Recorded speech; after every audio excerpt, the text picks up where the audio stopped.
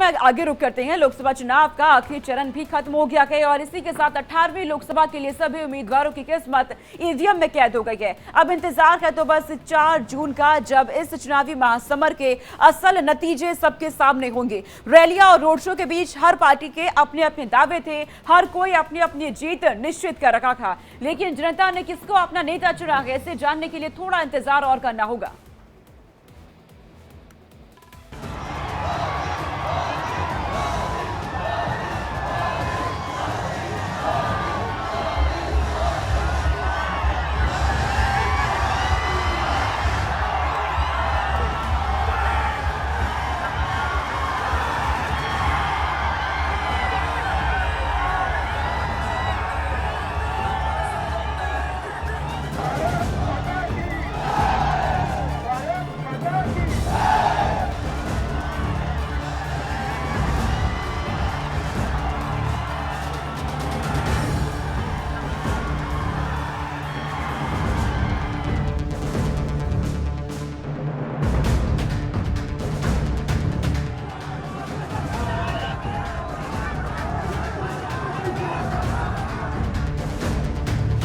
ये तस्वीरें हैं लोकतंत्र के उस महापर्व की जिसका आधार है हिंदुस्तान की 18वीं लोकसभा।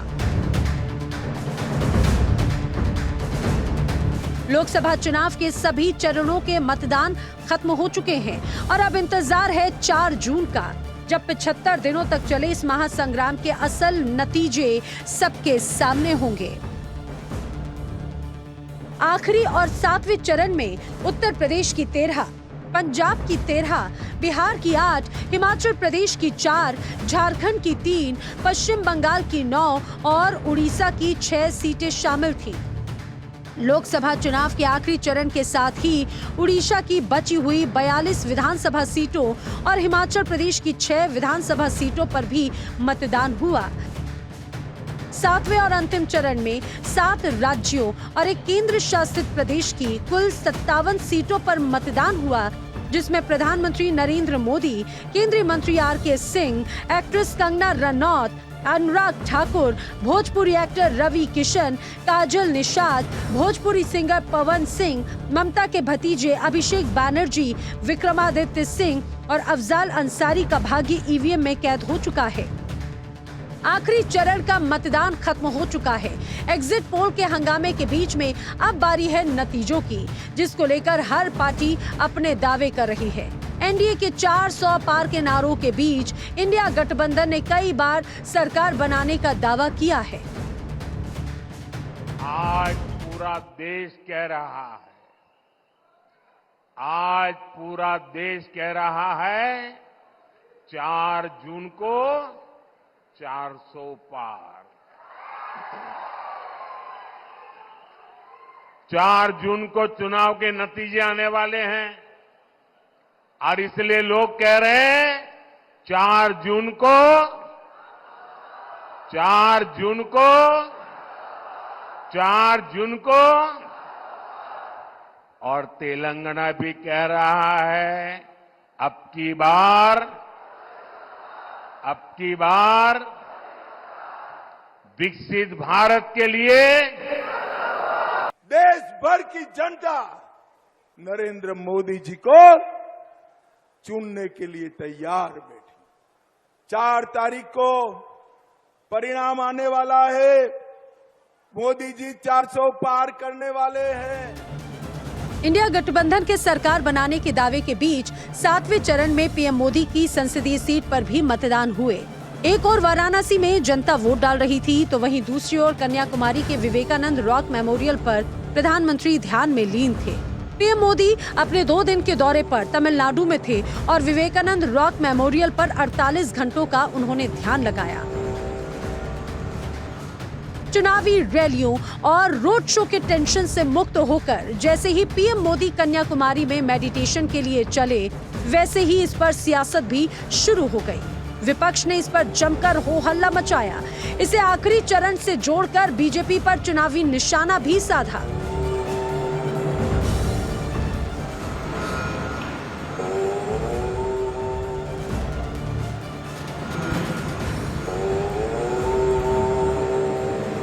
मोदी जी आप पर 100 पिक्चरें बन जाए ना, आपको लोग भूल जाएंगे। ये आप लिख कर ले लीजिए, आपको पिक्चरें भी अब नहीं बचा पाएंगे। जो लेगेसी है, जो आप विरासत छोड़कर जा रहे हैं इस लोकतंत्र के लिए, उसको लोग भुलाने की कोशिश करेंगे, आने वाली पीढ़ियां भूलने की कोशिश करेंगी। ये स्थिति है। विवेकानंद जी कभी मेडिटेशन किए थे, वहीं पर हमारे देश के प्रधानमंत्री जी मेडिटेशन करने जा रहे हैं। ये मेडिटेशन की जरूरत तो पहले थी, 5 साल पहले या 7 साल पहले, जब आपको देश के लिए काम करना था। अरे 10 साल के बाद तो आपको फुर्सत ही फुर्सत है। मार्केटिंग करने जा रहे हैं, फोटो खिंचवाने जा रहे हैं, शूटिंग करने जा रहे हैं। पिछले बार गुफा में बैठ के फोटो खिंचवा रहे थे, इस बार कन्याकुमारी जा रहे हैं। तो प्रधानमंत्री जी से निवेदन है कि मीडिया और कैमरा पे प्रतिबंध लगाएं और जाइए, जो ध्यान करना कीजिए, ध्यान में बाधाओं को मत लाइए। सत्ता पक्ष के मुद्दों की मुखालफत में उलझा पूरा विपक्ष एक के बाद एक समूचे एनडीए गठबंधन पर ईवीएम को लेकर हमला बोल रहा है। इंडिया गठबंधन जहां एक और हर हाल में सरकार बनाने का दावा कर रहा है, तो वहीं ईवीएम को लेकर भी शंका जताई जा रही है। नतीजों से पहले समाजवादी पार्टी के मुखिया अखिलेश यादव ने जनता को आगाह करते हुए कहा कि मैं आज आपसे एक बेहद जरूरी अपील कर रहा हूं। आप सब वोटिंग के दौरान भी और वोटिंग के बाद के दिनों में भी मतगणना खत्म होने और जीत का सर्टिफिकेट मिलने तक पूरी तरह से सजग, सतर्क, सचेत और सावधान रहिएगा और किसी भी प्रकार के भाजपाई के बहकावे में ना आए। वो चुनाव जीतने के लिए कोई भी घपला, कोई भी घोटाला करने के लिए उतारू हो सकते हैं, इसीलिए ये सजगता जरूरी है। ये तो होना ही था, चुनाव खत्म हो जाए और विपक्ष ईवीएम पर शंका ना जाहिर करे, ऐसा कैसे हो सकता है? इसका अनुमान तो देश के गृह मंत्री ने पहले ही लगा दिया था। उत्तर प्रदेश के महाराजगंज में चुनावी रैली को संबोधित करते हुए अमित शाह ने कहा था कि 4 जून को नतीजे आने पर दोनों शहजादे ईवीएम को दोषी जरूर मानेंगे। भाइयों बहनों, आज मैं एक बात कहकर जाता हूं, 3 तारीख को सब लोग याद कर लेना, 4 को काउंटिंग है।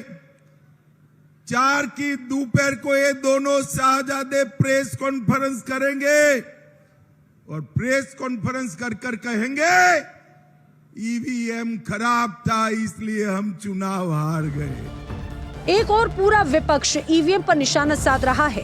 बीजेपी पर ईवीएम हैक करने का आरोप लग रहा है, तो वहीं मध्य प्रदेश के पूर्व मुख्यमंत्री और कांग्रेस नेता दिग्विजय सिंह ने ईवीएम की सुरक्षा को लेकर संतुष्टि जताई, लेकिन उनकी ओर से ईवीएम को लेकर ये संतुष्टि सशर्त थी। दिग्विजय सिंह ने कहा कि स्ट्रांग रूम में बिजली की सप्लाई बाधित ना हो, सारी व्यवस्था और सुरक्षा फुल प्रूफ होनी चाहिए। स्थानीय प्रशासन इसमें कोई हेरा फेरी नहीं कर सकता, जो कुछ भी होगा वो ऊपर के लेवल से ही होगा। यानी कहीं ना कहीं दिग्विजय सिंह का इशारा ईवीएम से छेड़छाड़ होने को लेकर ही था।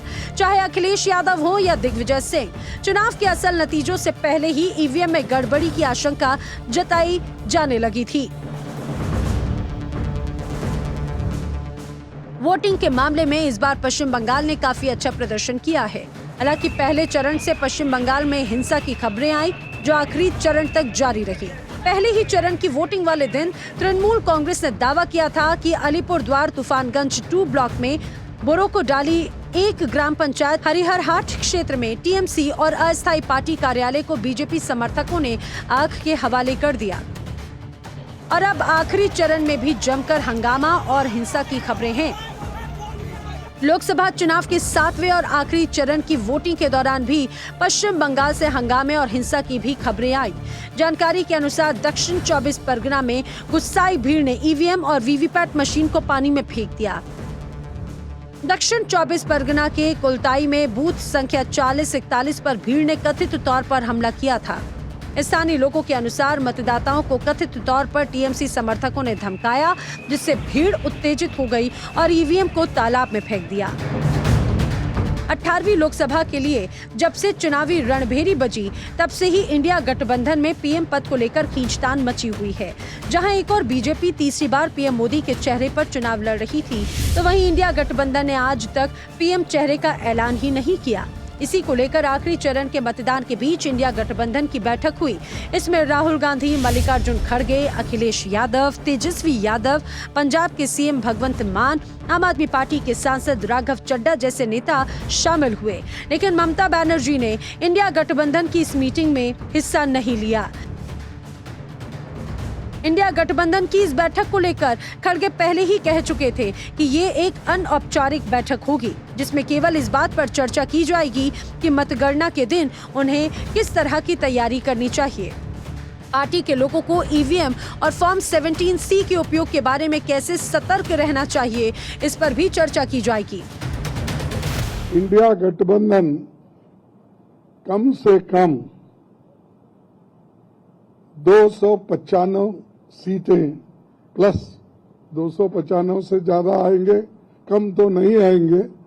ये हमने आकलन किया कि सभी हमारे नेताओं से पूछने के बाद ये एक आंकड़ा हमारे पास मिला है और इस आंकड़े में कोई बदलाव नहीं है। खड़गे कुछ भी कहें, लेकिन इंडिया गठबंधन की इस बैठक का असल मकसद था नतीजों से पहले गठबंधन के साथियों को एक बार फिर से एकजुट करना, पीएम पद के नाम पर बनी असहमति पर चर्चा करना,